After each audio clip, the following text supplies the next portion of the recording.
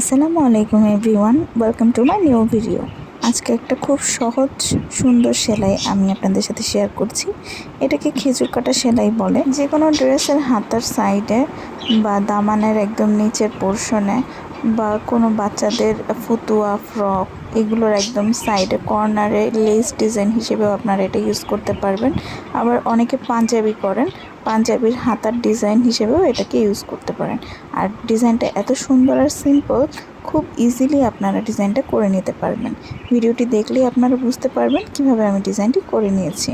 প্রথমে এক সাইড থেকে সুতা ওঠানোর পর অন্য সাইড থেকে একদম মাঝ বরাবর একটা সেলাই নিয়ে নেবেন এবং মাঝ বরাবর সুইটা উঠানোর পর লম্বালম্বিভাবে আরেকটা সেলাই নিয়ে নেবেন। তাহলেই হয়ে যাবে খেজুর কাটা ডিজাইন। ভিডিওটি ভালো লাগলে অবশ্যই লাইক, শেয়ার এবং কমেন্ট করবেন এবং এরকম আরও সুন্দর সুন্দর ভিডিও দেখতে হলে আমার প্রোফাইল এবং পেজে ফলো দিয়ে রাখবেন। আল্লাহ হাফেজ।